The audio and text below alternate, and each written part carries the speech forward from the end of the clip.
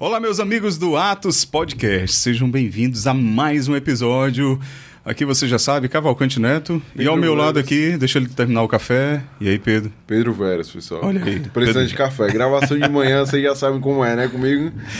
E vamos cortar logo para o nosso convidado aqui, ó. Padre Deusimar. Muito bem, grande professor Neto. Pessoal, hoje eu vou revelar que eu fui professor com muita... Não, uma alegria imensa estar gravando hoje esse episódio com um ex-aluno, né? Eu fui professor de História, né?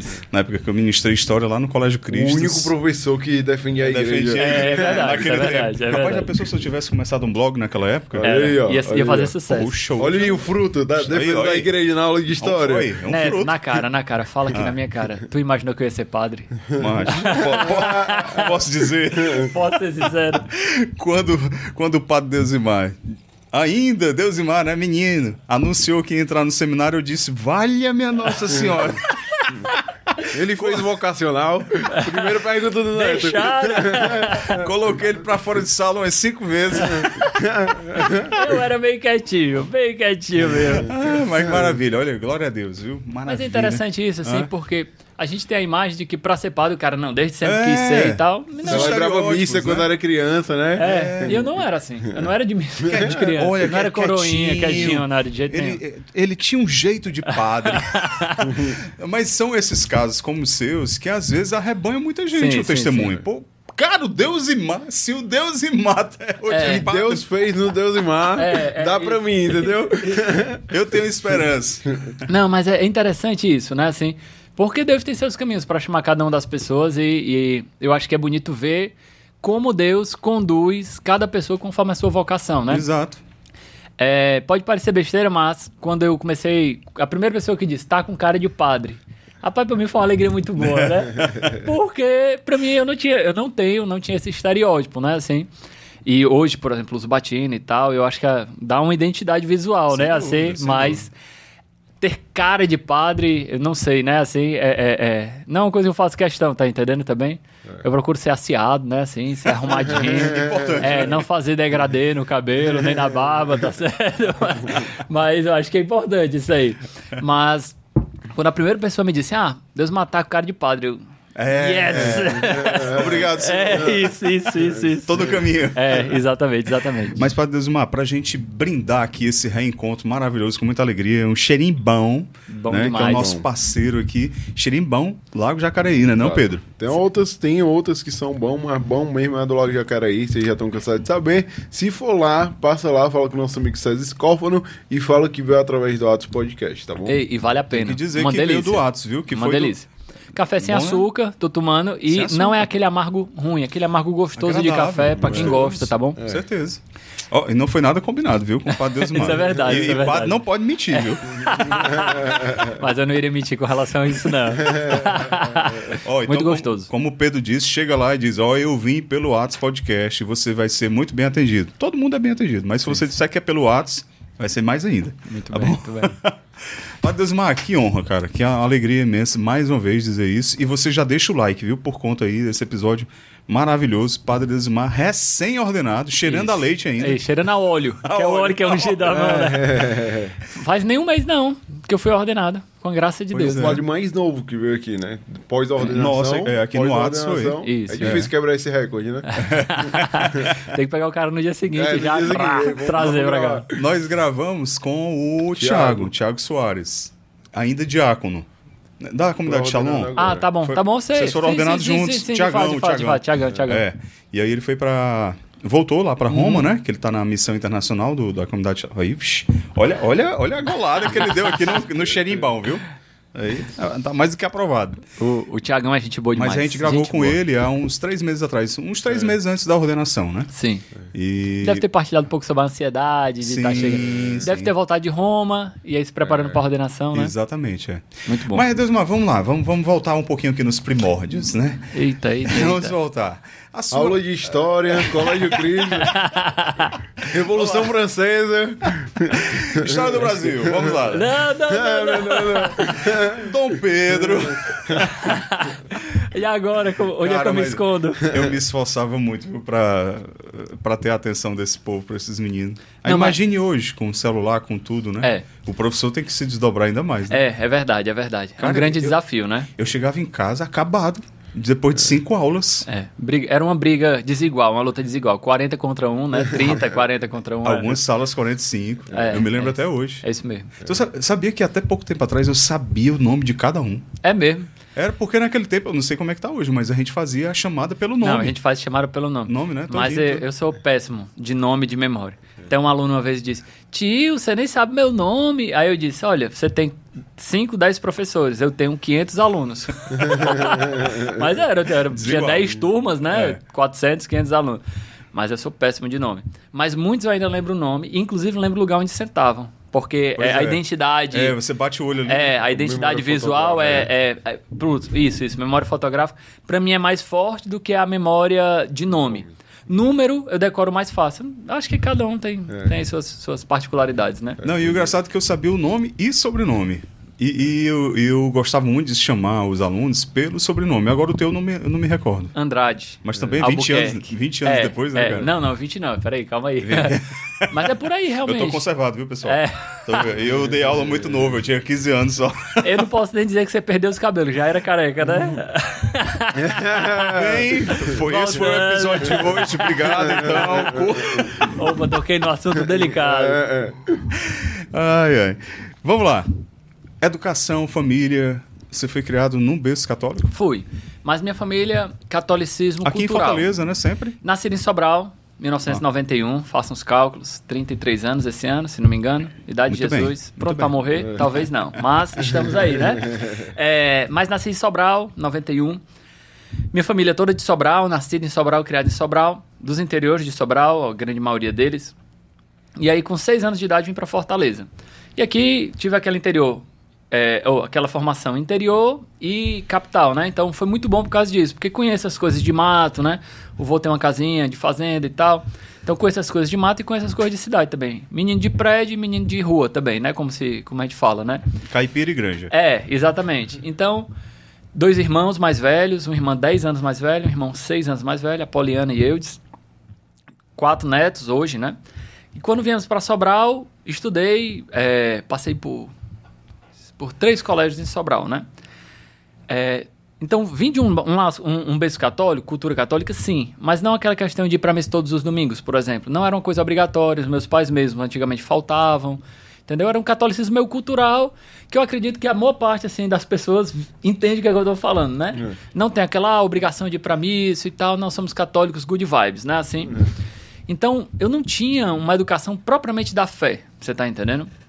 E aí, entrei no colégio, fiz na Crisma, comecei a Crisma.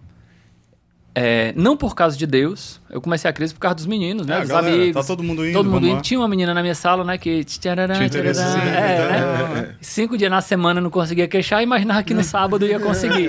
Também não consegui. Vou guardar todo o meu charme para o sábado à tarde. Não, eu já tenho, agora eu vou atrás da humilhação. Aí eu não posso. Exatamente. Não posso falar o nome, não é? Vamos guardar, preservar o nome, né? Nunca deu certo, né? Aí uma vez dando uma palestra, eu disse, nunca deu certo. Aí eu disse, pra ti não, né? Pra ela, porque ela que vacilou. Eu disse, isso mesmo. Então, voltando, né? E aí fiz a Crisma, né? E durante a Crisma, no começo, assim, não gostava tanto, né? Mas durante a Crisma, tive uma experiência de Deus, durante uma adoração, e aquilo ali foi pra mim um grande marco, né? E foi daí que eu comecei a minha vida de fé. A observação, né? Fiz, assim, um marco temporal, aí 2006, Crisma. Mas antes da Crisma, dos 12 aos 15 anos, eu vi a minha família, ela é muito tranquilona, tá entendendo? Assim, muito moderna, vamos dizer assim. Como meu irmão era mais velho, então quando eu tinha 10 anos, ele tinha 16, então eu via ele saindo e tal, eu ficava com aquele modelo, né, na mente. Na minha família, todo mundo é de curtir muito, tá entendendo? Então, meus tios falavam das comédias que eles faziam e tal. Então, eu venho desse clima meio, vamos dizer assim, moralmente liberal, tá entendendo? Aí tu esperava a tua hora também. Isso. Na verdade, eu tentava adiantar o máximo possível minha hora, tá entendendo? E aí, com 10 anos, eu já insistia com minha mãe para ela deixar eu sair. Com 10 anos de idade, já me imaginava indo pra festa e tal. Obviamente, minha mãe não deixou com 10, mas deixou com 12. Uma grande diferença, né? Amadureceu. Pra caramba, né? E aí, lá em Sobral, como eu tinha essa vida dupla, entre aspas, Fortaleza-Sobral, nas férias eu tava em Sobral, sem minha mãe. E a minha mãe deixava eu sair. Eu tinha alguns amigos que já tinham 15 anos. E os pais deles deixavam eles dirigir. Então, tu imagina que eu ia pra Sobral, sem mãe, com o carro dos meus amigos pra gente sair, curtir. E aí o esbagaçado era grande, tá entendendo? Eita. Primeira coisa que os meninos me ensinaram, meus amigos, foi a beber cachaça sem misturar, né? Coisa pouca. Né? Coisa braba, assim, eu pegava, tá. Dois dedinhos? Dois dedinhos falhados, com a faiazinha assim no meio, né? Ou dois dedinhos em pé, né? Assim. Exatamente. Mas aí os meninos me ensinaram isso, e era bom, entre aspas, porque a minha mãe dava o dinheiro pra eu merendar. Tipo... vou sair numa noite, aí me dava R$10, que na época era dinheiro demais, dava pra eu merendar e voltar com dinheiro pra casa. Então, como eu bebia cachaça e não misturava com nada, né? Então dava pra beber a noite todinha com tranquilidade, né? Então ia pras festas e tal. 12, 13, 14 anos. Começou logo na cachaça. Porque é o que dá, né? O que o dinheiro dá pra comprar. E na época, sendo bem sincero, eu não gostava, tipo, do gosto, entendeu? Mas era legal você se passar. Pra ser aceito. Pra ser aceito, tá entendendo? Pra você... E aí isso foi gerando algumas repercussões na minha vida. Tipo, no colégio eu era o cara garotão. Todo mundo queria começar a beber. Aí vinha conversar comigo, porque eu já bebia, entendeu?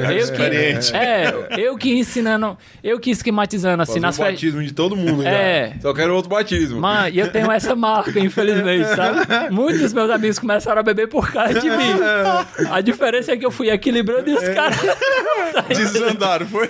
Aí eu acho que eu tenho que fazer muita penitência pra compensar esse mal que eu fiz na sociedade. Tá entendendo? Mas é sério isso. E aí eu vivia assim, né? Mas eu não tinha peso na consciência no sentido, caraca, isso aqui é errado e tal, né? Não, velho. Era normal. Então, tipo assim, carnaval fora de época, Carnabral, lá em Sobral, né? Eu ia pro Carnabral com 14 anos. Minha mãe pagava e tal, eu ia curtir, tá entendendo? E aí os meninos começaram a experimentar lança-perfume, loló, entendeu? Que eram drogas que, entre aspas, não são viciantes, né? Que eram drogas que eram mais em conta e que você não precisava ter um contato pesado, vamos dizer assim. Você não... Eram acessíveis, né? E, os meus tios comentavam, entendeu? Quando eu era mais novo. Então, mesmo dentro de casa, assim, a gente não era explícito, né? Mas também... Uma coisa velada ali. Exato. E assim eu fui vivendo, né? Pra mim, isso era a minha vida normal. Então, eu ia pra Crisma, por exemplo, aí às vezes eu saía do colégio com a roupa da Crisma e descia 4 quarteirões pro bar pra ir tomar umas com os meninos, tá entendendo? Isso era a minha vida, assim, muito cotidiana, muito normal. Mas aí na Crisma, eu tive uma grande experiência de Deus, né? Pra entender bem, assim, no começo eu não achava tão interessante a Crisma, mas minha catequista me falou que depois eu ficava, tipo, muito atento às coisas, né? Eu sinceramente não lembro desse interesse, né? Mas ela ficava impressionada que eu ficava atento, né? Com certeza era Deus já ali plantando uma pequena semente, né? Aí teve o retiro da Crisma. E no retiro teve um momento, num sábado à noite, de família, né? Era o Mauro ainda aqui? Era. Grande Mauro ali. Saudoso Mauro, grande Mauro. Saudoso, mas ele não faleceu. Não. Até onde eu saiba, não, né? A gente convivia muito com ele naquela época, né? Maravilhoso, uma pessoa formidável, né? E aí teve um momento de família. Isso foi no sábado, dia 23 de setembro de 2006. Sendo que na quinta-feira antes, quando eu cheguei da educação física, vôlei de noite, eu vi uma cena muito forte lá em casa, que eu nunca tinha visto. Para eu entrar no meu quarto, eu entrava pela sala, passava por aquele corredor, o quarto dos meus pais, o quarto da minha irmã e o meu quarto. E no quarto da minha irmã, tava minha mãe chorando. Eu nunca tinha visto minha mãe chorar, né? E aí eu fiquei desconcertado, né? Só tava minha mãe em casa. Eu passei de novo, até criar coragem de perguntar alguma coisa, e minha mãe, não, tô chorando de saudades, né? Aí imaginei que fosse saudade da minha irmã e do meu irmão, que já não moravam mais em casa porque estavam trabalhando no interior. Voltaram para Sobral para abrir uma farmácia, etc. E aí entra alguns pontos interessantes, né? Entre aspas, de uma vida normal, mas que muitas vezes como jovem nós temos, sendo que a gente não dialoga com as pessoas. Aquele vazio que eu tinha no meu coração, que normalmente a gente tem, as pessoas têm no coração e não conseguem encontrar uma resposta, né? E eu pensei, caraca, velho, será que o meu amor pela minha mãe não é suficiente, né? Que eu pensei que era saudade da minha irmã, do meu irmão, né? E essa questão da carência era uma coisa que era muito presente. Na verdade, depois que eu tive uma experiência com Deus, que eu fui entendendo, amadurecendo, que eu fui vendo que muitas das coisas que eu fazia era para preencher um vazio que eu tinha no coração, que na verdade só Deus poderia preencher, tá entendendo? E que eu não entendia naquela época, né? Achava que era normal, todo mundo fazia aquilo e tal, né? Aí depois eu criei coragem, fui conversar com minha mãe e na verdade minha mãe estava com saudade do meu avô. Meu avô Eudes, né? Foi o segundo dos meus avós a morrer. Minha avó Júlia, do meu pai, morreu. Depois meu avô Eudes morreu, assim, muito tempo depois, né? E depois, muito tempo depois, meu avô Luiz, que é do meu pai, morreu, né? E hoje só tenho uma avó viva. E o meu avô morreu de uma maneira muito triste, né? Assim, foi no dia do aniversário de 15 anos da minha prima. E nós estávamos com ele. Literalmente, nós vimos meu avô morrer, né? Então, foi uma cena muito forte mesmo. E minha mãe estava... Isso foram alguns meses depois, talvez 3 ou 4 meses depois. Minha mãe estava chorando com saudade do meu avô. E eu tentei consolar ela e tudo. Mas com 15 anos, que foi nessa época, né? 2006, eu fui dormir. Eu não lembro se eu rezei ou se eu pensei comigo mesmo. Mas eu lembro que na minha cama eu pensei isso. Cara, será que existe um amor tão grande quanto esse amor da minha mãe pelo meu avô? Lá no fundo, eu não estava querendo perguntar isso, né? Eu estava querendo perguntar, será que eu sou amado assim? Entende? E aí, isso foi na quinta, né? Então, na sexta, acordei o dia normal, vivi o dia. No sábado, fomos pro retiro. E não me lembrava disso, né? No sábado à noite, que teve um momento de família, e logo depois uma adoração, eu também não associei uma coisa com a outra, entendeu? Aí, durante a adoração, eu estava totalmente disperso, né? E as pessoas chorando, e eu julgando as pessoas, aquela coisa bem adolescente, né? Sim. E eu julgava as pessoas, essa galera quer resolver os problemas dela, doido pra conversar com alguém, não podia, olhava pro lado, tava alguém com a cabeça baixa, assim, e eu totalmente disperso. Aí eu disse, rapaz, sabe de uma coisa, fechar meu olho aqui e ver se dá alguma coisa, né? Aí fechei o olho, não deu nada. Comecei a lembrar de uma jogada de xadrez que eu tinha feito antes de começar esse momento, né? Nesse intervalo do momento família, eu comecei a lembrar de uma partida que eu tinha perdido pro menino lá, totalmente aleatório. Do nada eu comecei a me emocionar. E eu fui, rapaz, por que eu tô chorando? Por que que... E eu comecei a sentir um misto de uma dor e uma alegria muito grande. E aí, eu tive um grande sentimento, né? Que não foi uma voz, tipo, Deusimar, né? Meu filho, eu te amo. Não. Assim como Samuel, né? Deusimar, Deusimar. Isso. Não foi uma voz, assim. Foi um sentimento, mas um sentimento que fala com a gente, né? Eu tenho compreensão de que era meu, que o sentimento ele era meu, mas que motivado por uma ação de Deus, né? Que dizia assim, o amor que tua mãe sente pelo teu avô é muito grande. E o amor que teu avô sentia pela tua mãe é muito grande, mas muito maior o amor que eu sinto por ti. Cara, e naquele momento, naquela hora, tudo aquilo ali fez muito sentido pra mim. Como a jogada de xadrez. Não tinha feito a associação. Deus deu o checkmate ali. Exato. No caso eu tinha perdido, né? Mas agora eu poderia ter um novo começo, né? E aí eu tive esse insight, cara, que na verdade foi uma resposta pra, tipo assim, pra tudo que eu tava vivendo, né? E a intuição na hora era, cara, eu quero esse amor e eu quero amar com esse amor. E eu comecei a ver depois que muito das besteiras que eu tinha feito antes era procurando amor. Porque, por exemplo, eu bebia cachaça pura e é ruim. E para um paladar infantil de 12 anos é péssimo. Quantos porres que eu tomei, tipo assim, eu nunca cheguei em coma alcoólico. Mas na minha turma de amizade isso era normal. Na época tinha um V3, era aquele celular de abrir, né? Eram celulares que tinha câmera melhor e tal, sensação. Então era normal da minha turma de amizade a galera ter coma alcoólico e tirar foto no hospital tomando glicose, entendeu? Eu já acordei com o lábio roxo. Não sei se chegou a ser um coma alcoólico, né? Mas tive uma embriaguez braba, né? Assim. Então, de fazer isso, eu ficava, cara... Eu comecei a ver que, na verdade, tudo isso, aquilo que eu tinha feito foi para preencher esse vazio. Que só Deus podia preencher.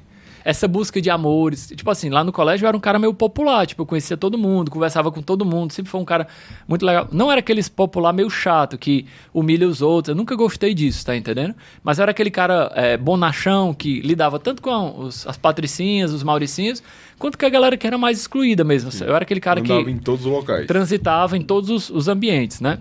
E foi como João Paulo II disse, o amor explicou tudo. Todas as coisas, exato. O amor de Deus, no caso, né? Que me explicou, tipo, o que eu sentia, né? E aí eu fiz, assim, uma grande pretensão. Eu quero amar como ele me ama, né? Uma grande pretensão, né? E isso foi o começo da minha história de amor com Deus, vamos dizer assim, né? Uma observação sobre essa questão do vazio, né? Eu lembrei depois, né? Depois que tudo isso passou, a gente vai andando para frente, né? E relembrando de algumas coisas do passado e dando sentido, significado a isso, né? Não foi na mesma hora, né? Não foi tipo, né? Ressignificando tudo. Mas eu lembrei de uma história interessante. Uma vez que eu tinha chegado do Clube do Vaqueiro lá em Sobral, A primeira vez que Babado Novo tinha tocado lá, Claudinha Leite. Tinha 2 gordinhos lá que eram os dançarinos, o Liri Rincha, o Tibaleia, né? Foi nesse dia lá. Nesse dia foi uma noite irada, sabe? Tipo, Babado Novo em Sobral, sabe? Uma coisa... Eu lembro que eu cheguei em casa, cara, com um vazio tão grande. Talvez eu tivesse uns 13, 14 anos. E a casa da avó é aquelas casazinhas simples, que ela é tipo mais estreita e funda, assim, sim, com galinheiro lá atrás. Sendo que a avó tinha desfeito o galinheiro para fazer um quarto com ar-condicionado, pra gente ficar, quando a minha família fosse, né? Então, e o vô, quando vivo era, ele era dono de uma loja de vidro. Então, a casa tinha muito vidro. Então, eu cheguei embriagado, lutando para não bater em nada de vidro, e fui tomar um banho para poder tirar aquela velha nhaca da cachaça, que é a prova do crime, né? E eu lembro quando eu entrei no banheiro, que eu fui tomar banho, eu olhei no espelho, não sei explicar, eu comecei a chorar. Cara, eu acabei de chegar numa festa, não lembro se eu tinha pegado alguém ou se... Não lembro de nada. Não lembro, mas um vazio. Não era nem ressaca moral, porque eu ainda estava bêbado, entendeu? Não tinha nem dado tempo ainda. Eu fiquei, cara, o que tá faltando, mano? E eu lembro que fui tomando banho, chorando, meus irmãos estavam dormindo, deitei na rede pra dormir, e fiquei me questionando, mas o que tá faltando? Será que é porque eu não sei dançar forró? A gente vai procurando respostas humanas, né? É porque eu não fiquei com ninguém, ou fiquei com poucas meninas, não sei, não lembro, né? E eu não sabia. E depois eu fui olhar, cara, ali já era essa falta, sabe? Essa falta de um preenchimento mais existencial, né? Que é uma resposta que eu vejo que só Deus pôde me dar. Pôde responder, vamos dizer assim, os anseios mais profundos que eu tinha, né? E aí, saí da crisma com esse sentimento. Cara, quero amar a Deus. Não sabia, Neto, nada do que isso significava. Eu era tão alienado das coisas de igreja que, pra mim, só quem ia pra igreja, tipo assim, só quem frequentava mesmo a igreja era padre e freira. Eu não sabia, claro que era alienação minha, né? Eu não sabia que existia casais, grupo de casais, grupo de jovens, não sabia. Eu não sabia porque eu era lesado mesmo, porque minha mãe fez parte uma época do SCC em Sobral, entendeu? Mas eu não associava A com B, tá entendendo? Entendi. Aí a primeira vez que eu fui pro grupo de oração, o grupo Elion, na quinta-feira, no refeitório lá do Colégio Cristo, naquela época, 2006, o primeiro grupo foi dia 27 de setembro, se não me engano, de 2006. Cara, eu fiquei apaixonado. Porque eu fiquei, mas quem é que inventou esse negócio de grupo de oração? Porque era tipo uma mini balada, entendeu? Com louvor, com a galera, mas sem nada de errado, sem bebida, sem queixos, tá entendendo? Tipo assim, era ir lá pra amar Deus e disse, macho, quem inventou isso aqui, cara? Foi um gênio, tá entendendo? Eu não conhecia. Ele uniu o melhor dos dois mundos, né? Isso. Aí eu fiquei, macho, quem inventou... E assim, eu era aquele jovem extremamente empolgado. Extremamente. Então eu ia pro louvor, minha meta era suar até banhar toda a camisa, entendeu? Aí começava a oração, mesmo que eu não tivesse empolgado, eu me ajoelhava, levantava os braços. Eu era esse tipo de jovem, tá entendendo? Eu era aquele jovem mais gordinho, mais redondinho, tá entendendo? Assim, mega empolgado, né? Até a Bia, que mora lá no seu prédio, né? Ela dizia assim, mas eu tinha muito medo de ti, que ela era tímida, né? Porque tu era aqueles gordinhos suados, sabe? Vem dar um abraço. Abraça o seu irmão que está do lado. Pois é, eu era esse cara, né? E aí, assim, eu queria ser todo de Deus, mas eu não sabia, assim, bem o que é que isso significava. E assim, eu fui caminhando. E a única coisa que minha mãe falava, assim, dessa mudança radical, né? Que pra eles não era tão radical, porque eles não sabiam todas as tretas que eu fazia. Sim. Tá entendendo? Desse episódio que eu fiquei com o lábio roxo, que eu falei, minha mãe até ficou impressionada, porque eu fui dormir na casa da minha tia, né? E eu dormi nu, tá entendendo? Tipo, parece que eu vomitei a casa toda, aí fui tomar banho e saí nu do banheiro. Minhas primas até hoje parecem que é comigo. Ó, padre! Boneco pouco aí. Ó, padre, eu já vi tudo, sei o que lá, imagina só, né? Era desses bagaçados aí, tá certo? E aí, minha mãe chegou nessa época aí, e aí foi que ela descobriu que eu bebia mesmo, que eu fazia tudo. E na volta, ela não falou nada nesse dia que ela chegou, foi no Réveillon. Aí na volta de Fortaleza para Sobral, 3 horas de carro, não tinha pra onde fugir, cara. E ela não só assim, eles foram conversando pra conscientizar. Meus pais nunca foram de brigar, de humilhar. Eu, sendo bem sincero, eu não lembro da minha infância, adolescência, eu recebi uma palavra humilhante dos meus pais. Repreensões, correções, educações, tudo bem, mas é assim, você não presta, você não vá. Nunca lembro disso, sabe? Realmente, assim, nisso eu tenho muito a agradecer aos meus pais por isso. Porque isso eu acho que mexe muito com o nosso interior. Você tá entendendo? Verdade. Você escutar de alguém que você merece amor e dizer assim, você... É por causa de você isso. Nunca. Mas assim... E ela soltou as verdes. Ela disse, pois é, e eu sei até que você já cheirou lança-perfume. E ela disse que nunca sabia, mas soltou a verde pra ver se colava. E eu me entreguei. Mamãe. Eu me arrebentei todinho, tá entendendo? Mas assim, pra ela isso tinha sido uma vez ou outra, entendeu? Mas era uma coisa que era frequente, assim. Nos meus 15 anos, agora por exemplo... Agora ela já tá sabendo, assistindo esse podcast. Não, eu já dei meu testemunho no PHN, no programa, na Canção Nova. Foi lá, não Foi, sabia, foi, em 2003... Não, 2016. Eu não era nem seminarista na época. E a minha mãe assistiu ao vivo. Nossa Senhora! Depois do programa ela me ligou e disse, meu filho, eu não sabia. Rapaz, e quando eu tava falando, eu não tava imaginando que eu tava em frente ao Brasil, não. Eu tava imaginando eu em frente à minha mãe, contando aquilo que ela não sabia, né?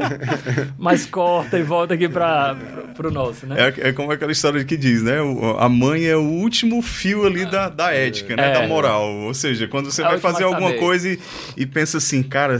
O que será que a minha mãe vai dizer? É aquela última gotinha de esperança, assim, de você se manter equilibrado, é quando você se lembra da mãe, né? Cara, se a minha mãe descobre o que eu fiz aqui... Então a mãe não sabia, assim, das coisas, né? Então pra ela não foi uma mudança extremamente radical. Com o tempo é que ela foi vendo as peças que eu tinha feito. Mas comparado com hoje, assim, pelo que a gente vê da juventude, não é uma coisa... Tanto assim, hoje em dia a juventude tem muito mais zoeira, tá entendendo? Se tu fosse dizer assim, comparado com hoje eu tô tranquilo, assim. Não. Já não... Comparado às zoeiras que eu fazia com o que a galera faz hoje, o que eu escuto dos jovens como professor, que eu já escutei, nossa senhora. Tem demais. A galera tem uma criatividade, viu, pra errar, que é incrível, Mas voltando, né? Corta e volta, né? Melhor, então... porque senão o Pedro vai contar também. Se entrega. Republicável. Se entrega. Não, sou um homem casado, eu posso, né? Pedro? Neto, fica segura aí, mano. Conta todas as histórias aí pros meninos lá em casa, não. Pelo amor de Deus. O meu filho mais novo, o Gabriel, fica pedindo. Pedro, conta aí, não sei o que. Eu, não, macho, não. Não dá munição, não. É melhor evitar a fadiga, né? Mas Deusmar, aí tu fez a crisma, aí entrou no grupo de oração. E se empolgou e tal. Mas até aí não passou pela tua cabeça a ideia de padre, sacerdócio, nada. Não. Era, o começo mesmo foi isso, assim, essa empolgação e querer amar a Deus. Acima de tudo, entendeu? Independente se eu fosse me casar ou não, Deus no centro, entendeu? Chegou a ter alguma namorada? Na igreja, não. Nessa época que eu fui entrando na igreja, eu tinha um namoro que não era muito certo, tá entendendo? Tanto que aí, o homem é homem e continua sendo homem, né? No dia da minha crisma, a única foto que eu tenho do bispo me crismando foi aqui do lado e eu tava com o chupão na minha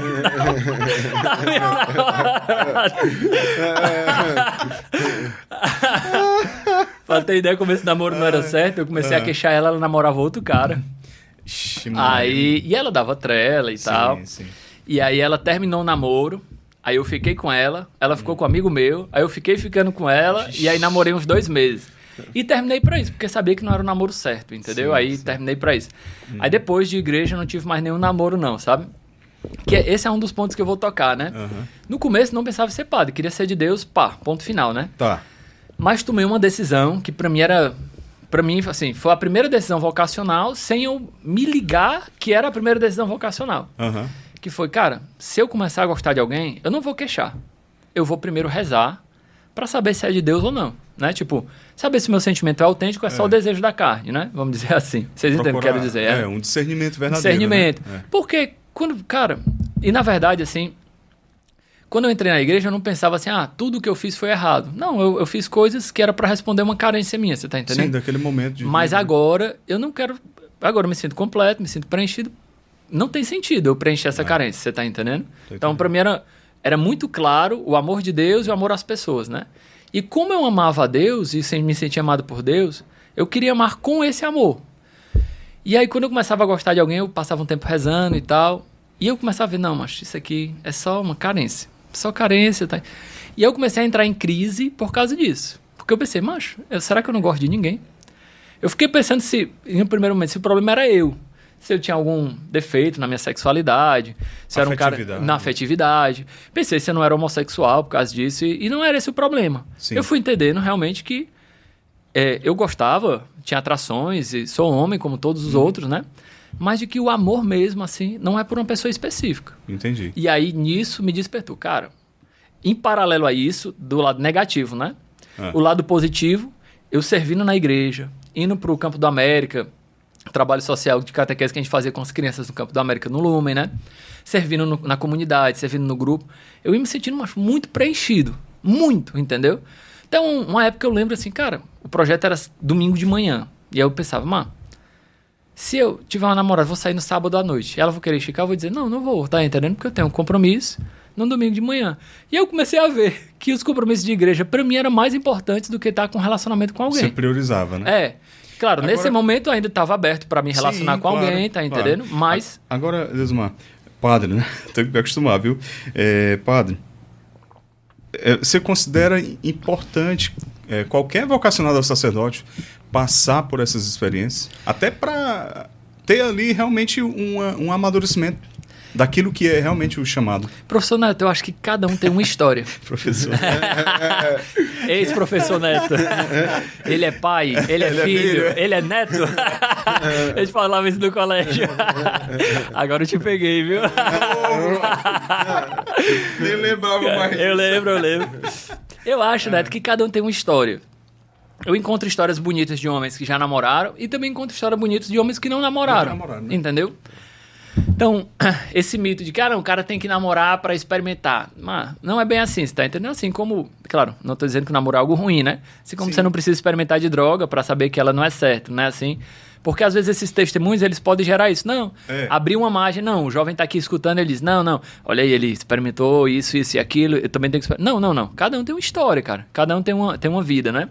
Pra mim, mais importante do que a vida de, por exemplo, de namoro, de fica, pra mim, com relação ao sacerdócio, eu acho que foi determinante o tempo de trabalho. Pra mim, eu tive 2 experiências de trabalho, uma numa loja, num almoxarifado, um trabalho simples, entendeu? E outra sendo um professor, no mesmo colégio que eu fui aluno, né? Então, essas experiências de trabalho me ajudaram muito. Primeiro, compromisso, você estar submisso a alguém com opiniões diferentes e você tem que acatar. No seminário isso foi importante porque o seu superior nem sempre está com a opinião ali. E no trabalho você obedece porque você quer ganhar dinheiro, né? Você tem que manter o seu emprego, entendeu? Então, isso me ajudou no relacionamento em alguns quesitos, né? Mas um casamento também tem isso. Você tem que obedecer porque você quer manter seu posto. A última palavra sempre é a minha. Sim, senhora. Exatamente. A paz é o mais importante. O casamento é um seminário eterno. Ele dizia assim, ele disse que o padre foi conversar com o casal em crise, aí disse assim, pro homem, você prefere estar certo ou ser feliz? Aí ele, não, eu prefiro ser feliz. Então ceda, meu filho.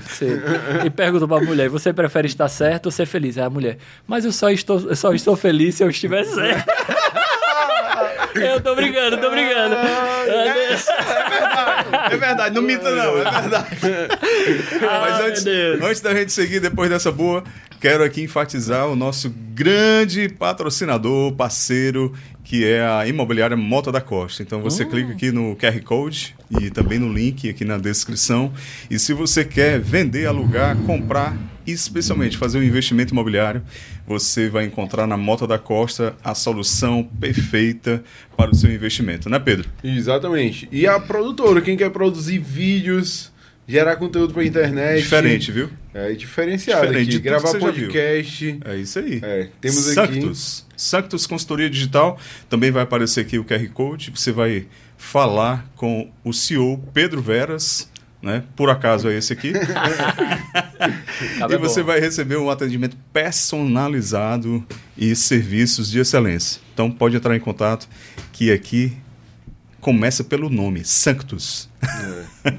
Não é brinquedo não. Não é brinquedo não. Muito bom. Marketing digital com valores, né? Sim. Propaganda é verdade. Direcionado, né, pro público é diferente. Padre Deusmar. Então. Continuando. Eu não lembro onde é que a gente parou. Na brincadeira dos casais. Então tem que ser submisso e tal. Agora o voto mais difícil é realmente a obediência. Obediência, sem dúvida, né?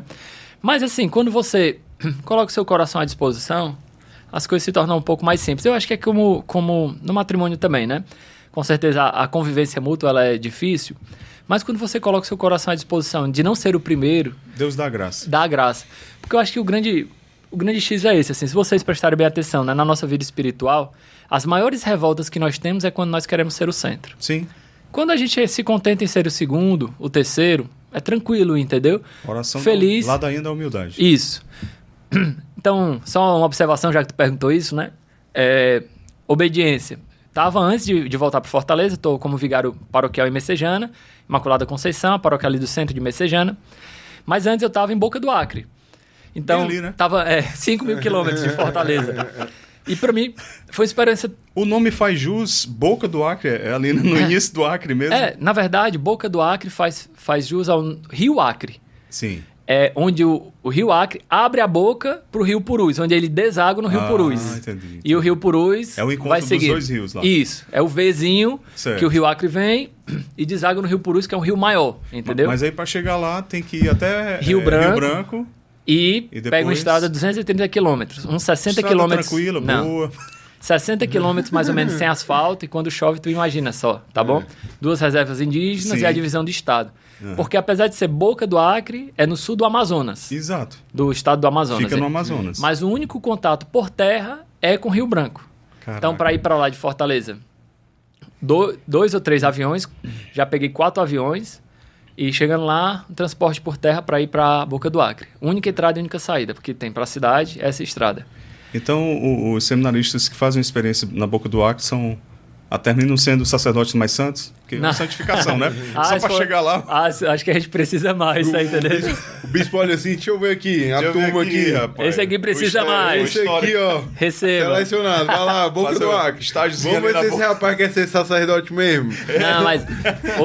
É a história do como é? Tropa de elite, né? Pede para sair. Pede para sair. Mas aqui em Fortaleza, graças a Deus, Dom José... Que foi quem me enviou, e eu acredito que o Dom Gregório vai manter isso também, eles mandam quem se disponibiliza, eles não obrigam ninguém a ir. Então eu me disponibilizei aí, e aí juntou a fome com vontade de comer, eu me disponibilizei, eles quiseram e eu fui.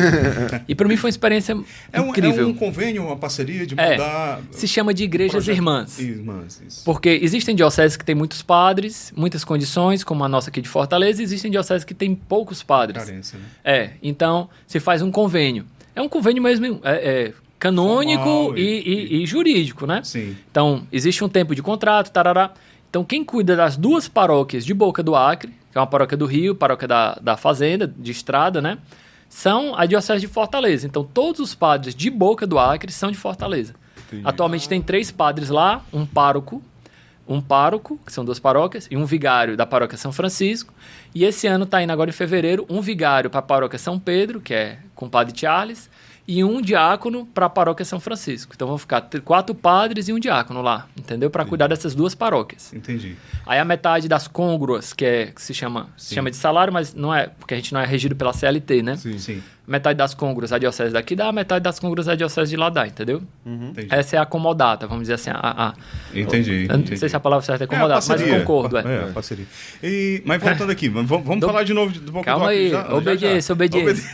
Me coloquei aqui à disposição e falei pro bispo, na hora que eu voltei, olha, se vocês quiserem que eu volte, eu volte. Eu volto, né? Se quiserem que eu volto com muita tranquilidade. Eu gostaria também de ficar em Fortaleza para contribuir com a faculdade. Ou seja, me coloquei à disposição. Obediente. Se eu ficasse, caraca, eu quero voltar, eu ia ficar ansioso para voltar, para fazer a minha vontade. Caramba, eu quero ficar em Fortaleza, eu ia ficar ansioso. Tá entendendo? Não, mano. Tô livre. Se abandona, né? O que quiserem. E todo homem que se ordena sacerdote, ele tem que ter essa plena consciência que é um missionário, né? Isso, Essa é a disposição de coração, né? Assim, nem sempre a gente consegue, mas a gente sempre tenta, né? Essa é a nossa grande intenção, entendeu? Entendi. Mas um detalhe, uma curiosidade. O bispo chega a conversar com cada um para saber, assim, digamos... Para esses casos as realidades. Para esses casos mais diferentes, como ir para a Boca do Acre, é uma conversa que a gente tem. Mas para os demais, se supõe que o cara esteja 100% à disposição. Então... Antes de eu ser enviado para Messejana, não perguntou, você quer ir para Messejana? Não. Tá entendendo? Recebi a carta Messejana. Então, recebi a carta e vou, né? No meu caso, como eu cheguei em novembro para a ordenação, já estava 2 meses sem serviço pastoral numa paróquia, é claro, a gente não fica parado, né? Mas estava sem um serviço específico. Recebi a carta no sábado, sexta-feira, já estava dentro da paróquia, entendeu? Joia. Pois vamos voltar lá um pouquinho na ordem cronológica. Em que momento... Virou a chave. Virou. Pronto. Então, namoro, como eu falei, né? Rezar e tal. Uma felicidade muito grande em servir. E aí eu comecei, nas orações, a entrar em discernimento. Eu comecei a ser... Cara, talvez isso seja algum sinal. E aí o sinal que eu vi foi primeiro de uma vida consagrada. Ser todo de Deus, né? Não sabia ainda o que significava isso. Então procurei a Toca de Assis, né? Procurei o Instituto Hesed, fiz experiência no Hesed, entrei por 2 meses. Nesse momento o Lumen já tinha consagração? Não tinha, exatamente. Esse era o grande X. Certo. Eu era do Lumen, queria dar minha vida no Lumen, mas não tinha uma consagração, nem aliança e nem vida. Certo. Então, procurei a Toca de Assis, tinha 17 anos, conversei com minha mãe, não, isso é muito novo, muito radical, não deixo. Aí não deixou. Mas permitia que eu ficava, às vezes, finais de semana eu ia pra lá, entendeu? Mas o teu chamado tu sentia que era com os pobres. Isso. Uma dedicação muito forte com os pobres, né? Uhum. E aí, nesse tempo que minha mãe não deixou eu ir pra Toca, 17 anos para 18, eu comecei a pensar no sacerdócio, a me apaixonar. Fiz vocacional na diocese, com 17 para 18 anos. Não fui chamado no primeiro ano, por causa de uma... Eu comecei a ir vocacional tipo em julho, agosto. Então, já estava no final do processo de discernimento, né? Aí, nesse finalzinho de ano que eu não fui chamado, eu fiquei, caraca, será que é aqui mesmo, na diocese e tal? Fiquei também pensando no Lumen, na qual eu me sentia muito comprometido. E disse, não, macho, eu não vou agora, entendeu? E aí conversei na época com o meu diretor espiritual, falava do chamado ao sacerdócio, do desejo de me dedicar também em alguma comunidade, né, no Lumen. Mas no Lumen não tinha, aí ele falou, não, filho, procura uma comunidade que já existe. Nessa época eu estava muito próximo da Hesed, já conversava com os irmãos, fiz o vocacionado e entrei. Quis até acreditar que não existia uma vocação específica, ou seja, se eu sou chamado a ser padre e haver na comunidade, então qualquer lugar vai dar certo, entendeu? Mas fiz e entrei na Hesed querendo doar a minha vida. Não pensei assim, vou fazer uma experiência. Não, eu dei minhas coisas, dei meu notebook, dei meus tênis, tudo, tá entendendo? Sim. Me desfiz de tudo mesmo. Passou eu queria quanto tempo lá? 2 meses. Bicho é um pouco intenso, né? Passei 2 meses. Mas e não saí por... ano? 2011, 20 anos. Então não acordava ainda às 4 da manhã para rezar o texto. Acordava. Lá da Hesed já acordava. Já. Mas não foi por falta de identidade com estilo de vida. Foi com carisma. Você tá entendendo? Foi com... Eu não me via no carisma. Eu até falava com a irmã. Eu falava, irmão, se eu pudesse ser Lumen morando aqui, eu seria. Porque eu gostava. Sim. A gente rezava muito, tinha um estilo de vida de santidade e tal. Eu amava tudo aquilo. A convivência fraterna com os irmãos, o estilo de vida de santidade. Mas não podia negar o chamado, né? Aí conversei com o meu diretor e disse, cara, é Lumen, não tem jeito, vamos esperar até surgir a comunidade de vida. Aí ele disse, não, você é muito novo e tal. E assim eu fui vivendo, comecei a viver como comunidade de vida sem ser, morando com meus pais. Então, nessa época, antes de entrar na Hesed, fiz engenharia mecânica. No 3º ano passei em 4º lugar em engenharia mecânica de primeira. Passei na primeira fase em 2º, fiz... 52 questões de 66, na época que era sim, vestibular. Fechou a prova de história, obviamente. Neto, foi uma das piores. Bem, obrigado. Cara, 2-0. Eu era bom em matemática e física. Depois eu quero me confessar, eu vou dizer que eu tô com raiva ali do Não, mas é porque eu era ruim em história e biologia. Aí fiz só 4 questões de história e 4 em biologia. Mas fechei matemática, fiz muito bem as outras, graças a Deus. Teria passado em medicina na primeira fase. Fiz 52 e 66, teria passado em medicina. Então, que era uma coisa importante, assim, que eu esqueci de falar. Quando minha mãe foi vendo meu engajamento, minha mãe nunca botou barreiras também. A única coisa que ela queria, assim, que eu não tivesse fugindo das coisas do mundo. De trabalho, não. Então, para provar, entre aspas, para minha mãe e para mim mesmo, que mais importante não era provar para minha mãe, era para mim mesmo. Cara, será que eu não estou fugindo? Eu me dedicava nos estudos, entendeu? Então, eu saí ali até a 8ª série. Eu era muito vagabundo no colégio, perdão da palavra, né? Fiquei de recuperação na 7ª em 2, na 8ª em 4. Eu percebi. Então, aí no primeiro ano, que foi o ano que eu comecei... a me engajar na igreja, eu queria dar testemunho, né? Meu intento para estudar não era ser inteligente, passar no vestibular, não, era dar testemunho Tipo, o que os professores vão pensar de mim, entendeu? E eu me lembro, minha esposa é coordenadora lá. Sim, até hoje, né? Eu me lembro demais ela chegando um dia pra mim dizendo, olha, tu não sabe como é que tá o Deusimar. Eu, caraca, é mesmo. Mas era com intenção de ser testemunho. Eu lembro que eu odiava estudar na 8ª série. E no primeiro ano eu ia estudar, eu fazia o sinal da cruz e dizia assim, eu vou fazer essa penitência pra ti. Porque eu não gostava. Com o tempo eu mudei. Hoje eu amo estudar, né? Tenho 3 faculdades, um mestrado, bacharel, licenciatura em filosofia, bacharel em teologia, mestrado em filosofia, né? E você professor na faculdade católica, no seminário, vou dar aula para seminarista. Mas muda as coisas, vejam. Sim. Então, eu já perdi o foco total de novo, né? Sim, aí tu tava numa parte que...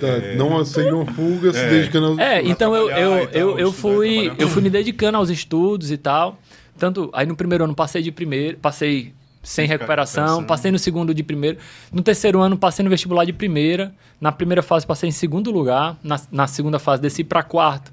Mas dos que entraram, eu fiquei em segundo, porque 2 passaram ITA e IME, entendeu? Fiz engenharia mecânica já, com desejo por sacerdócio, né? Que foi exatamente nessa época, de 17 para 18 anos. Experiência no resto. Mas eu sabia que eu não ia continuar, mas eu não deixava de estudar, então fiz 1 ano e meio de engenharia mecânica, meu IRA era 8.490, quase uma média geral de 85, engenharia muito bom, né? Teria possibilidade de tentar... Bolsas e tal, né? Exatamente, ao diploma de sanduíche, né? Que estudar na França na época, né? Então... Show. Eram coisas que eu almejava, mas então, que sabia que não. Pra sua mãe que... E para mim mesmo, né? Você, né? E aí quando decidi sair para fazer a experiência na Hesed, foi falar com... Eu sempre fui muito brincalhão, sempre fui muito da zoeira também, apesar de ser de Deus, eu era muito da zoeira. Então lá eu tinha dado alguns problemas também na faculdade de engenharia. Quando eu fui falar com o coordenador que eu ia sair, ele... para ser padre, ele também não acreditou e duvidou, como é que pode você... Teve algumas cenas lá na engenharia que até hoje o pessoal conta esse mito que eu joguei um sapato no coordenador, tá entendendo? Mas não é verdade, não. Eu joguei uma chinela num colega durante a aula, tá entendendo? Mas foi um negócio assim, um ato falho totalmente, né? Foi. Já sim. E aí... Seguiu. E aí eu fui seguindo, aí saí, nessa época eu saí da Hesed, queria me dedicar à comunidade de vida, mas não existia no Lumen. Sim. E não existia nem alguém para começar comigo. Então passei cerca de 3 anos morando com meus pais, mas totalmente dedicado na comunidade. Aí saí da mecânica. Mas já havia acontecido a clarificação do carisma? Não, ainda não. Isso foi surgir, a clarificação do carisma foi quando eu estava no seminário. Então, né? Eu comecei a comunidade de vida, passei 3 anos, entrei no seminário, aí nesse ano que eu entrei no seminário teve a clarificação do carisma, que também para mim foi difícil porque eu estava fora e não estava acompanhando de perto. Então, eu vivi uma experiência e quando eu me aproximei da comunidade novamente... Era um pouco diferente. Era muito diferente. Então, um pouco não, muito. Mas aí depois a gente chega lá, se eu não perder o foco de novo, né? Vamos lá. Então eu passei vivendo com meus pais, aí quando eu saí da Hesed, eu disse, não vou voltar para engenharia, eu quero ser padre, muito claro isso para mim. Conversei com o promotor vocacional, o padre Rafael Maciel, na época, disse, olha padre, eu não me sinto ainda à vontade de sair do Lumen, me afastar do Lumen para poder entrar no seminário, na formação, mas também eu vou fazer faculdade por conta. Ele, faça filho, faça, você adiante seus estudos. E aí fiquei fazendo bacharelado na faculdade católica, que é o dos seminaristas, né? Eu estudava como leigo, como celibatário, assim, não era um voto que eu tinha feito, mas eu não namorava e tal, já tinha esse foco, né? Mas como leigo. Aí, até o começo do ano eu trabalhava, aí tive que sair porque não estava conseguindo conciliar estudos e trabalho. Quando cheguei no final do primeiro ano, eu disse, cara, eu não vou conseguir entrar no seminário logo que eu terminar os 3 anos de faculdade. Eu acho que é melhor fazer uma licenciatura, que aí me dá a oportunidade de trabalhar. Então, no ano seguinte, eu fiz o primeiro ano só bacharelado, e aí eu comecei a fazer bacharelado de manhã e licenciatura à noite. No ano seguinte, que lá na Católica são só 3 anos de faculdade, né?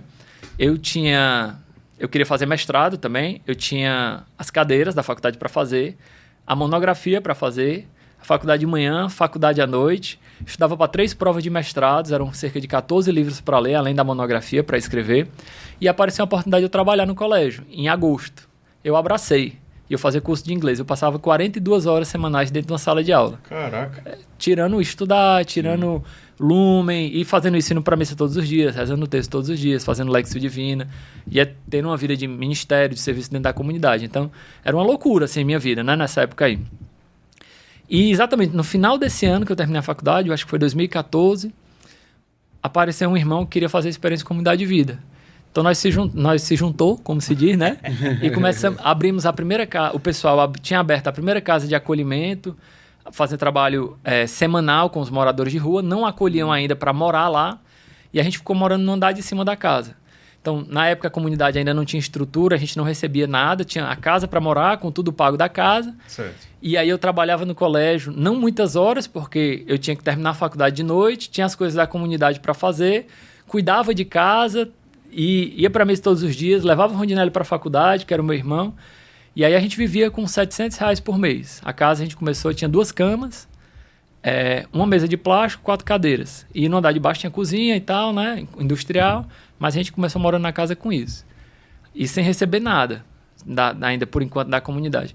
E aí começamos a experiência de comunidade de vida. Passamos 2 anos só, e aí nesses 2 anos eu terminei a faculdade, aí fiquei trabalhando só e sendo comunidade de vida. No primeiro ano eu trabalhava, fazia faculdade e era comunidade de vida. Aí no segundo ano eu trabalhava e era comunidade de vida. Aí acolhemos mais pessoas na comunidade. No terceiro ano que eu passei na comunidade de vida, foi o ano que eu passei no mestrado, eu terminei a outra faculdade, né? Passei no mestrado, aí tive que sair do colégio, porque é dedicação exclusiva no mestrado, fiquei mestrado e comunidade de vida. Aí no ano seguinte eu entrei no seminário, falei com o padre para eu terminar de escrever a dissertação no seminário, aí entrei no propedêutico, terminando o mestrado. E aí no ano seguinte... Precisou o propedêutico? Precisei. Era regra da diocese, acho que ainda hoje é. Ainda hoje é? Apesar de eu estar fazendo mestrado, tive que estudar história, geografia, português, sério. É um tempo também de convivência, né? Que eu estive ali com os irmãos, aprender o ritmo, né? Tá. Então você ingressou no seminário em que ano? Eu tenho que calcular. Acho que foi 2017, eu sou péssimo de cálculo. 17? 18, 19, 20, 21, 22... Só esse tempo? Não. De seminário? Foram 5 anos que eu passei. Era para eu ter passado 8. É porque você já adiantou pulou a filosofia. Isso. Aí fez a outra então, 17, propedêutico, 4 de teologia. 18, 19, 20, 21, 22 de estágio, 23 de diaconato. Exatamente, 2017. Pronto, show. E aí eu fiquei no seminário, terminando o mestrado. Entendeu? Entendi. E aí, quando eu entrei na teologia, eu apresentei minha dissertação. E aí eu tinha as 2 faculdades e aí fiquei fazendo só teologia, com mais tranquilidade de vida. Foi a hora que descansou um pedaço. Exato. Aí você foi para Boca do Acre para fazer o estágio pastoral? De diácono. Ah, o ano do diaconato. Quando eu terminei os estudos, né, de teologia, né? Bacharelado em teologia, então são as 3 faculdades que eu falei, né? E o mestrado. Quando eu terminei os estudos, eu fui enviado pelo bispo para um distrito chamado São João do Aruaru, em Morada Nova. Distritozinho de 8 mil habitantes, que eu ficava morando lá como seminarista e auxiliando o pároco em tudo aquilo que ele precisasse, né? Então passei um ano lá, e aí nesse ano foi o ano que eu conversei com o bispo para poder ir para a Boca do Acre. Então fui ordenado diácono no 8 de dezembro de 2000. Você pediu? Pedi. Em 2021... O que te levou a pedir? A experiência missionária, que eu gostaria de fazer, mas também, Neto, os padres que estão lá, eles são muito bons. São santos, são bons padres, e eu sabia que eu precisava disso para eu aprender o que ainda faltava em mim, tá entendendo? E o que mais te ensinou essa experiência lá em Boca do Acre? Eu não teria como falar com palavras não, sabe, Neto? Sem brincadeira. Assim, o que é ser padre, mesmo assim, eu aprendi com os meninos lá, sabe? Porque eles são novos, o Padre Igor, o Padre Diego, mas eles levam muito a sério o que é a vida sacerdotal. Questão de respeito, tá entendendo? Como lidar com as pessoas, a liturgia, né? Eu já tinha lido muitos livros de liturgia. Tipo, a Introdução Geral do Missal Romano, eu já tinha lido 3 vezes. Nada como a prática. Nada como você vê. Então, coisas que eu não sabia, que eu fazia errado mesmo. E assim, pode parecer besteira ou minúcias, né? A hora de abrir a mão, a hora de fechar, as inclinações. Mas se você quer celebrar bem, você precisa ter essa arte de celebração. Essa reverência pelo sagrado. Isso eu aprendi lá. Então a gente rezava juntos, por exemplo, todas as manhãs rezávamos juntos. Uma oração comunitária, fazíamos oração mental. Então, para mim, foi uma experiência assim, extraordinária. Além da missão, que é incrível, né? Você está no lugar que realmente é muito... E o povo com muita sede de Deus? Muita sede de Deus. Uma cultura muito simples, né? Uma cultura totalmente diferente da nossa em relação à fé. Miscigenada ali, né? Mas a fé é diferente, por exemplo. Celebra o batismo. Tradição popular lá, né? É isso que eu quero dizer. Eles não têm uma cultura católica. Aqui muitas vezes você quer batizar o menino pela cultura. Lá não tem isso. Se você não chegar e dizer, ei, vamos batizar, elas não... Não tem essa cultura católica. Tipo, uma coisa bem simples. Todo mundo batiza o filho, faz um bolinho depois. Lá não, a galera batiza, coisa mais linda e tal, vai pra casa. Não tem essa cultura católica. Festa de padroeiro lá, por exemplo, arrecada assim, uma grande quantidade de dinheiro comparado com aqui com Fortaleza. Mas a participação na missa é ínfima. Quem acompanha a novena, por exemplo, 4, 5 pessoas. Nas missas de semana, na festa de padroeiro, dá 12 pessoas, que é os leitores, os coroinhas, essas 4, 5 pessoas que vão para toda a festa. É diferente, cara. Entendi. Aqui não, a festa de padroeiro é aquele negócio, aquela animação. Arrecada bem menos, mas você tá entendendo? Entendi. Então, uma cultura de vivência de fé é muito diferente. E o que vocês faziam para animar o povo, para chamar mais? A gente tentava tudo quanto é coisa, tá entendendo? Jeito, né? Mas era interessante isso. A gente tentava de tudo que é jeito, mas não feria a liturgia. Não fazia shows da missa. Claro. Não. Tá entendendo? Sim. Pregava a conversão, pregava pesado, tá entendendo? Tipo assim, uma outra vantagem de você estar numa cidade menor, no interior, você pode falar a verdade, entendeu? Então nós pregávamos, por exemplo, contra a maçonaria, e sabendo que tinham católicos que eram maçons. A gente pregava contra os anticoncepcionais, que é uma coisa que é muito difícil. Por exemplo, numa cidade aqui em Fortaleza, você falar isso, vai ser muito complicado. Você tem que falar com muita delicadeza. Ser cancelado. Exato. Então, a gente não mitigava em nada a fé. Pregava tudo aquilo que é necessário para a vivência da fé. Mas as pessoas viam testemunho, viam exemplo e isso atraía. Você está entendendo? Isso é incrível. E o povo acolhia mesmo? Acolhe, cara. É incrível, assim. O sentimento de respeito que as pessoas têm pelo padre é muito, muito diferente daqui, né? Então, aqui, as pessoas, por exemplo, passam, não pedem a bênção, falam com a gente, tá entendendo, etc. Lá não. É o senhor. Tudo, é diferente para mim. Eu imagino chegando lá com 31 anos, 32 anos, 31 anos, na verdade, né? Recém-ordenado. Antes era sempre você, tudo agora é o senhor o que é que o senhor quer, você, tá entendendo? Pede a bênção e tal, é diferente, assim. Mas isso é uma das coisas que eu precisava aprender. Porque eu sou muito informal, eu não sei se você dá pra ver isso nos vídeos, jeito de falar, mas eu não sou um cara nada formal, né? Apesar de usar batina e tal, sou um cara muito irreverente, né? E para mim não é tão simples ser formal, seguir formalidades, tá entendendo? E isso, mas é importante que seja. Tipo, minha prima perguntou, mas posso chamar de Mazinho? Como é que eu devo chamar de Padre Deusimar? Porque eu sou padre. Não é minha profissão. Assim como um doutor gosta de ser chamado doutor. Não, mas... Porque o doutor é um título. Ele bateu a cabeça... É uma identidade, né? Ele bateu a cabeça. Assim, o padre é uma identidade. A minha alma, ela é sacerdotal. Não porque eu queira ou porque eu mereço. Se você não quiser mais, ela vai continuar sendo. Um doutor, um advogado, bateu a cabeça, perdeu tudo. Assim, traumatismo craniano, Deus o livre, perdeu todo o conhecimento dele. Eu bati minha cabeça, traumatismo craniano, perdi toda a minha consciência, mas minha alma continua sendo sacerdotal. Ponto final, você tá entendendo? É isso. Então... Isso eu precisava aprender na prática, tá entendendo? Então, isso, os padres lá, não só os padres como pessoa que me ensinava, dava aula, a própria vivência da paróquia, sabe? Me ensinou, né? Ver, o sentir, a forma como as pessoas se relacionam com você tá entendendo? Isso tudo pra mim, eu não teria palavras para descrever o que foi a experiência para lá, você tá entendendo? Tanto que eu falei que, mesmo sendo longe, eu voltaria com muita tranquilidade. E mesmo agora, estando aqui, eu quero tirar uma época das minhas férias para voltar lá. Você tá entendendo? Porque, cara, muito bom. Muito bom mesmo, sabe? Qual é a população lá de Boca do Acre?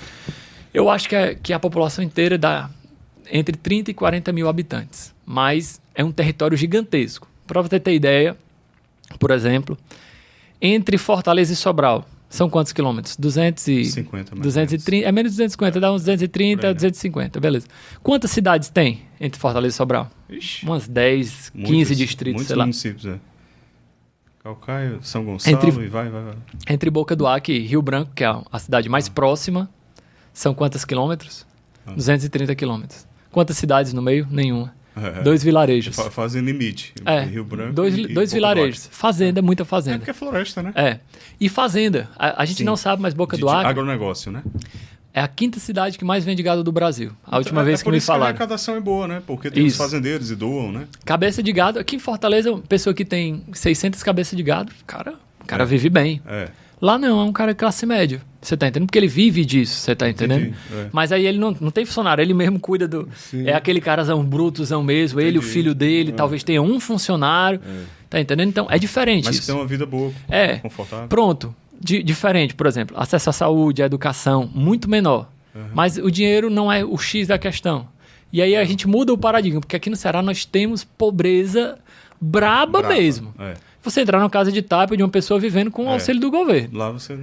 Lá não. Mesmo quem é muito pobre, que vive de auxílio, tem uma terrinha, cuida de um bode, mata um bode, vai pescar. Não tem a fome. Né? Não tem a fome como nós temos aqui, entendeu?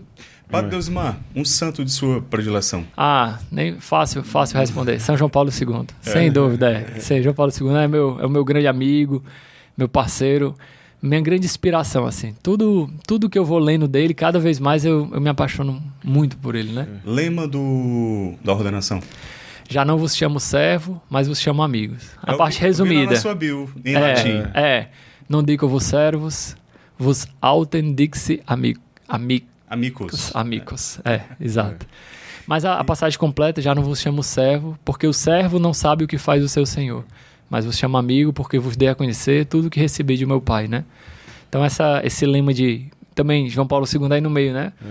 E São José Maria Escrivá que dizia, né? O santo é um amigo de Deus. E João Paulo II, o santo é aquele que não desiste. É um pecador que não desiste, né?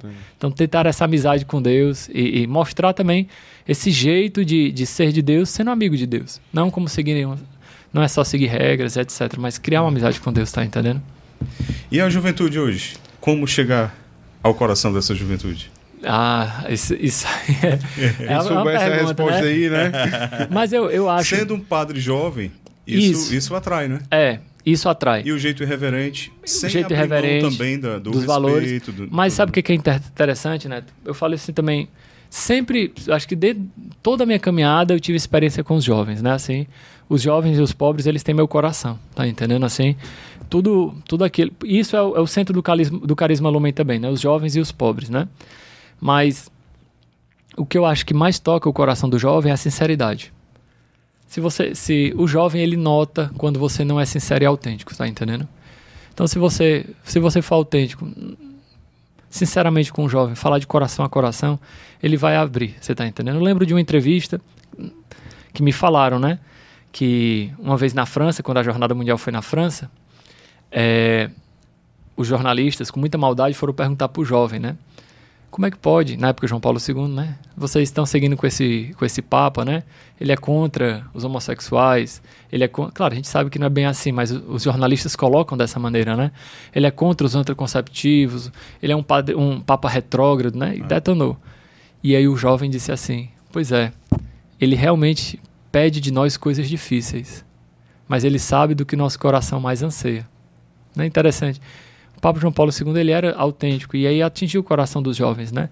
Eu te partilho contigo, eu nunca precisei omitir a verdade em nenhum momento sobre tudo que perguntassem, entendeu? Sobre a doutrina da igreja. Mas quando você coloca com sinceridade e entende também a forma das pessoas de seguir a Deus, então eles acolhem com muita tranquilidade, tá entendendo? Eu acho que isso é o mais importante. Claro, existem, vamos dizer, poderíamos pensar aqui em técnicas, coisas novas. Tudo isso tem seu valor. Tem seu valor. Hoje, né? Mas se você resumir a evangelização a método, sabe, Neto? A gente perde o critério da fé. Você está entendendo? A gente vai se tornar, com todo respeito, né? Eu acho que tem o seu lugar também na sociedade, mas que tem um limite também, né? Dentro da igreja precisa desse limite. A gente vai se tornar só um coach, né? Como falo, com todo respeito, porque tem o seu lugar na sociedade. Mas se nós reduzimos a evangelização a um método, a uma técnica, entendeu? Não. A sinceridade. E aí, claro, na sinceridade você consegue permear vários meios. Por exemplo, os meios das redes sociais, né? Já evangelizei, já tive... muita coisa, né, cara? Já tive canal no YouTube, o Pense no Alto, né? Então, já evangelizei também por esse meio. O pessoal pergunta se eu vou voltar. Não tenho planos agora de voltar, tá certo? Então, existem vários modos nos grupos de oração, nos movimentos de igreja, nas conversas pessoais que você tem com os jovens, tá entendendo? Tudo é forma de evangelização. Mas com que você seja autêntico, que você seja sincero. Não partilhando daquilo que você acha que é certo, mas daquilo que você vive. Tá entendendo? Não sou perfeito, tenho meus defeitos, né? Assim, tenho muito medo de ser julgado pelos meus defeitos, mas sou autêntico, sou tranquilo, né? Ontem mesmo saí continuo tendo meus amigos. Fui para um barzinho com meus colegas, estava tocando rock. Não fui de batina, fui de klezmer.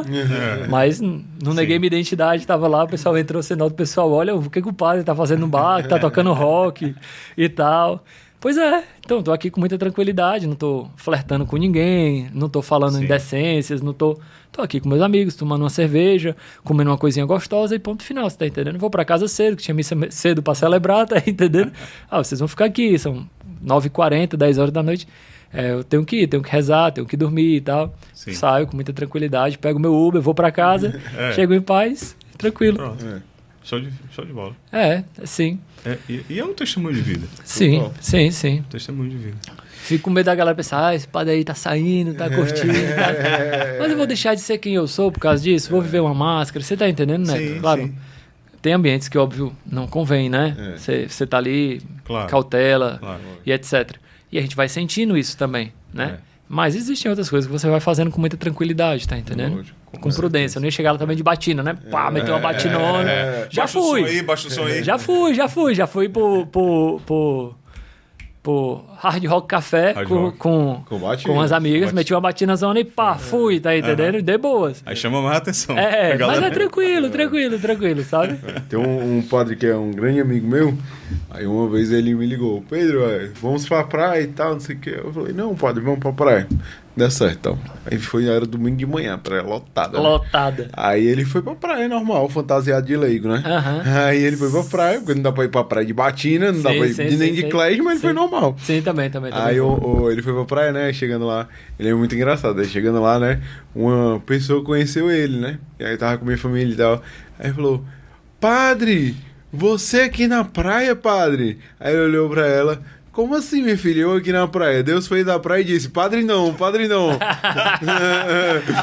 lembrando de outra piada que parecida com essa, né? Disse que o padre uma vez estava descansando na praia. E padre, você tá aqui? Aí ele, filho, eu tô de férias. Aí ela, pois é, o demônio não tira férias não. Ele, eu sei, manda até os emissários para atrapalhar as nossas férias.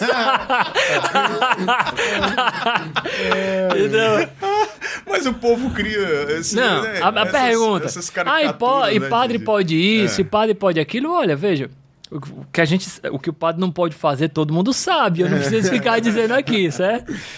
Mas o resto a gente faz, eu treino, eu malho, tá entendendo? Vou com muito pudor pra academia. Me desfiz de boa parte das minhas bermudas, mas se tiver só bermuda, eu vou de bermuda pra academia, tranquilo, mas dou preferência pra aquela calçazinha de tactel, né? Uma roupazinha que não seja regatada e tal, pra com pudor, mas vou treinar, tranquilo, claro, tá entendendo? Então, é isso. É um ser humano cuidar do templo, né? Lógico. É Eucaristia e creatina, né? Como o pessoal diz. Padre Marcelo Rossi aí tá bem, viu? Vamos dar uma montanha mesmo. Também tem o Father Capo, que é dos Estados Unidos. Nossa, ali é gigante. O medo do demônio é que esses caras viram exorcistas, né? Vai descer a porrada do demônio. Um ainda virou exorcista, né?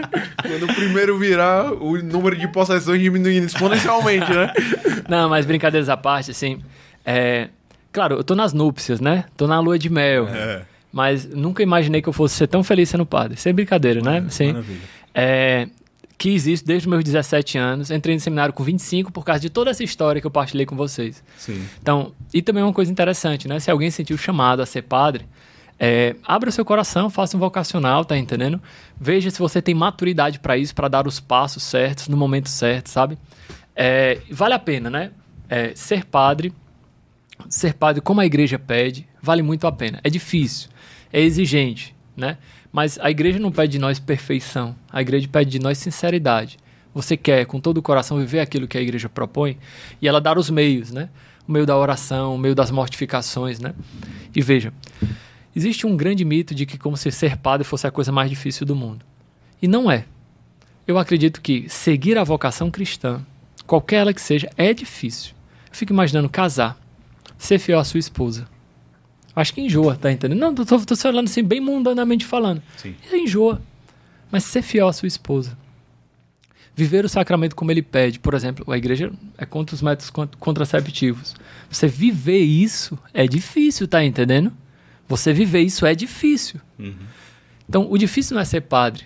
O difícil é viver verdadeiramente a fé. Cada chamado possui em si a sua radicalidade que você precisa se dispor a enfrentar, né? Sim, sim. Entre quedas e vitórias, a gente vai caminhando. Um jovem uma vez chegou e disse, Deusmar, ser padre é difícil, né? No caso, na época ele perguntou ser celibatário, porque eu era da comunidade de vida nessa época. Eu falei, não, filho, ser fiel é difícil. Eu falei, olha, eu tô compartilhando aqui contigo. Depois daqui de vida. Exato. Filho, depois daqui eu vou à aula. Vou ter aula, né? Na época, tava indo fazer filosofia no UFC, né? Do caminho daqui pra lá, ninguém vai estar me vigiando. Quem sabe se eu não passo num bordel, num cabaré? Sim. Não, ninguém vai estar me vigiando, tá entendendo? Difícil não é ser celibatário. Difícil é ser fiel. Exato. Então, parar com esse mito de que isso é difícil, o que lá, né? Esse é um mito, infelizmente, que os protestantes colocam na nossa cabeça, porque o pastor pode casar, você tá entendendo? Esse mito, ele é impregnado por essa cultura protestante. Lá no fundo, quem pensa nisso, perdão dizer, isso é tão claro, coloca o sexo como a coisa mais importante da vida. E mesmo quem é casado sabe que o sexo não é a coisa mais importante. Não. Quem casa mesmo, a experiência dos meus colegas, pensei que ia ser uma festa todo dia e não é bem assim, você tá entendendo? Claro, existe essa dimensão. Dos elementos, é importantíssimo, mas não é o centro, cara. Exatamente. Você tá entendendo? É uma sociedade hipersexualizada, né? Tem essa mentalidade, exatamente. Né? E sobre essa questão do padre ser casado, né? Uma vez me perguntaram, né? Mas e era protestante. Mas por que não pode, não sei o que. Primeira coisa, você já viu algum movimento de padre enchendo o saco pra ser casado? É os outros não que tem. Aí vocês querem encher o saco dos caras que estão bem do jeito que estão, que tem, nenhum deles está fazendo nenhum movimento, queremos casar. Todos estão bem, mas vocês estão enchendo o saco, entendeu? Então, a primeira coisa que teria que haver era os padres quererem esse alvoroço de ser casado. E eles não querem, entendeu? E quando você vai ver assim, estatisticamente, a maioria dos padres não pensa nisso, não questiona isso. Muitas das vezes, daqueles que se encontram em dificuldade na vivência do celibato, aí pensam isso como solução. Mas a gente já tem mais de 50 anos de estudos sobre isso. Muitos dos padres que optam pela secularização, eles têm dificuldade até de serem felizes, entendeu? Porque, e isso é interessante, foi um estudo feito, eu não lembro, acho que foi num país de língua francesa, se não me engano. Acho que foi na Bélgica. Fizeram uma entrevista, um conjunto de entrevistas, uma pesquisa qualitativa, né? Com esposas de ex-padres. E a grande maioria delas, sem contato umas com as outras, partilhou uma dificuldade que é como se ela não sentisse que o marido fosse inteira para ela. Você entende? Interessante isso, né? É interessante isso aí, né? Então, às vezes, a secularização, ela, às vezes... Claro, existem casos e casos, não estou generalizando, mas eu estou colocando um contraponto, né? Isso. Tem um ponto, casar resolveria. Será? O problema para uma falta de maturidade na vocação não é a secularização, ou seja, casar, se tornar um secular. O problema é a maturidade. Porque se o cara é imaturo, celibatário, e ele vai casar, ele vai continuar sendo um casado maduro, entendeu? Não é, o casamento não resolve. Vocês bem sabem disso. Um jovem, um adolescente, ele é imaturo. Casar resolve? Não resolve, cara. Ele tem que amadurecer, você tá entendendo? Sem dúvida. E amadurecer no estado de vida celibatário é não só cumprir rigorosamente, mas amadurecer sendo feliz naquele chamado que Deus dá, tá entendendo? E fazendo sempre o novo, né? E uma coisa que a gente já falou com vários padres aqui, que a gente pergunta, que é quase unânime a resposta, sim, eles sempre falam que o mais difícil do sacerdócio nem é o celibato. A obediência. E assim, rasgando o verbo aqui pra vocês, uma coisa bem sincera, né? Temos tentações, mas quando você vai conversar com seus lobos, se entende a minha comparação, esses lobos internos que querem rasgar o nosso coração, quando nós conversamos com os lobos, muitas vezes a tentação ela não é voltada, por exemplo, para, caramba, como eu gostaria de ter uma mulher que saciasse meu coração. Não, é uma tentação para o pecado mesmo, você tá entendendo? Rapaz, eu queria, você tá entendendo? Não sei se eu quero dizer. Sim. Queria trair mesmo minha vocação, tá entendendo? Queria ter um caso fortuito, né? Então, se você é sincero com você mesmo, você vai ver, olha, não é bem uma crise vocacional que eu estou tendo. É uma crise de fidelidade. Se é uma crise de fidelidade, se eu viesse a me casar, eu também iria ter. Então, o jardim do outro é mais florido, mas ele não é a resposta, você está entendendo? Exato. Então, ter muita sinceridade, volto a falar, com os jovens, mas na vida. A sinceridade, a autenticidade de coração, ela ajuda muito nesse quesito, sabe? Sem dúvida alguma. Deixa nos comentários aí o que você achou de conhecer um pouco mais do padre recém-ordenado, Padre Deusimar. E pede aí a parte 2, tá bom? Deixa aí nos comentários, porque aqui a conversa... Vai ser uma aula de história, a parte 2. Aula de história, de filosofia. Ixi, eu vou assistir essa daí. A conversa aqui ficou com um gostinho de quero mais, né? Infelizmente o tempo aqui não permite mais a gente se prolongar, mas... Padre, obrigado, viu? Eu que agradeço, viu? E para vocês, né? Aqui do Atos Podcast, minha primeira vez aqui, uma alegria, né? Primeira, viu? Primeira de muitas. Se Deus quiser, Deus proverá. E, Neto, uma alegria. Saber que você está engajado, saber que você está caminhando. Você foi um grande professor para mim, tá certo? Um grande exemplo. E depois que vi do seu engajamento na São Vicente, tudo isso para mim foi motivo de grande alegria, viu? Obrigado.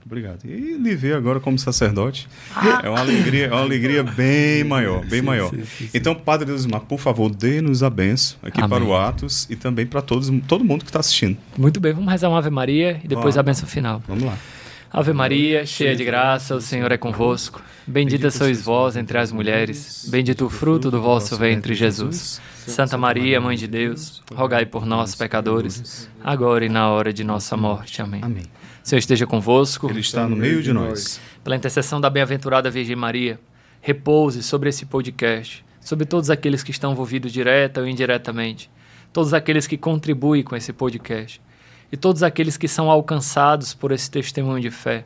A bênção de Deus Todo-Poderoso, Pai e Filho e Espírito Santo.